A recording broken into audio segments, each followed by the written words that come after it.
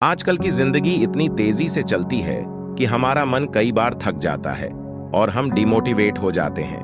पर जब हम इसी स्थिति में एक मोटिवेशनल कहानी पढ़ते हैं तो हमें नई ऊर्जा का आभास होता है और हम फिर से जीवन में उत्साह और प्रेरणा का अनुभव करते हैं। यहाँ हम आपके लिए 10 मोटिवेशनल कहानियां लाए हैं जो आपकी मनोदशा को सकारात्मक बनाने में मदद करेंगी। इन कहानियों को पढ़कर आप खुद को मजबूत महसूस करेंगे और अपने लक्ष्यों की ओर बढ़ने के लिए प्रेरित होंगे। नंबर 1, अकेले लड़ने की ताकत। कभी कभी हमें जीवन में अकेले लड़ने की आवश्यकता होती है। यह कहानी एक ऐसे लड़के की है जो अपने लक्ष्य की ओर आगे बढ़ने के लिए अपनी अकेलापन को एक सुनहरा अवसर बनाता है। एक समय की बात है, एक छोटे से गांव में एक लड़का रहता था।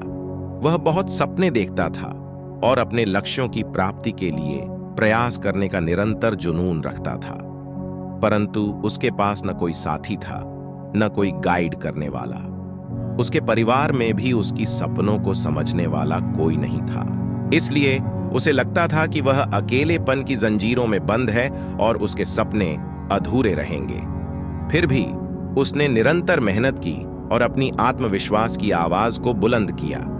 उसकी इच्छा शक्ति और संघर्ष ने उसे सही दिशा में आगे बढ़ाने की शक्ति दी। एक दिन उसे अपने गांव के बाहर एक पुस्तकालय का पता चला। वह आश्चर्यचकित हुआ क्योंकि उसे पहले कभी ऐसी जगह नजर नहीं आई थी। धीरे धीरे उसने उस पुस्तकालय के दरवाजे पर कदम रखा।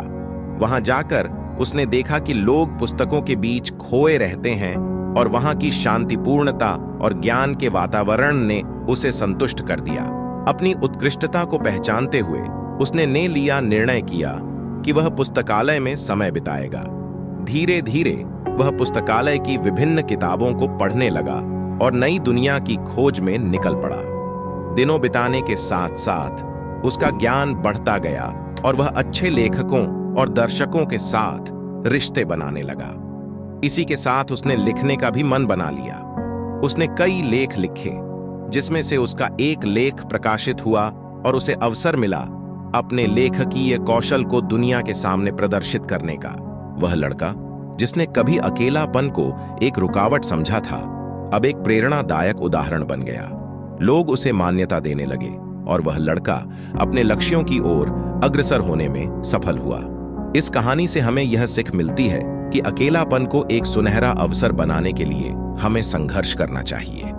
हमारी संयमितता, समर्पण और मेहनत हमें अपने लक्ष्यों की प्राप्ति की ओर आगे बढ़ा सकती है।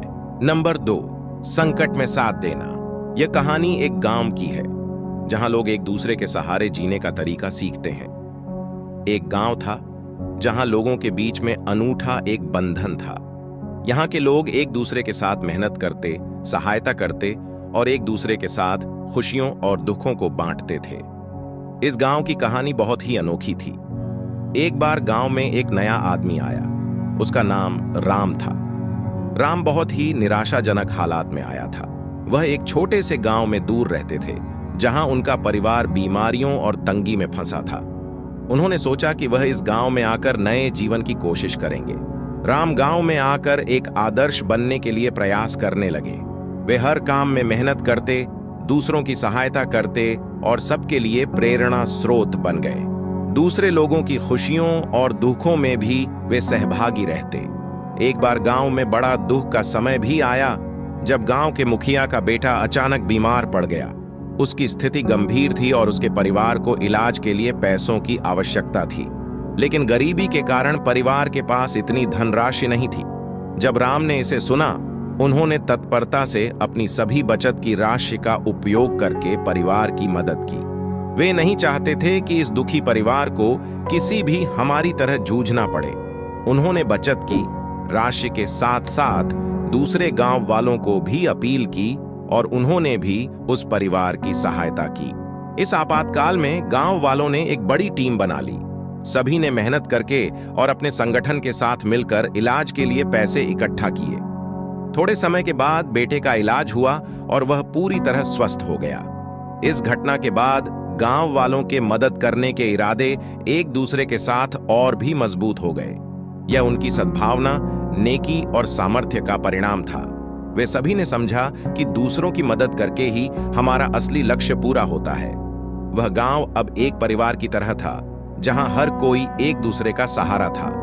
यहाँ के लोग अपनी खुशियों और दुखों को साझा करते, एक दूसरे की मदद करते और अपने संघर्षों को साथ में झेलते थे।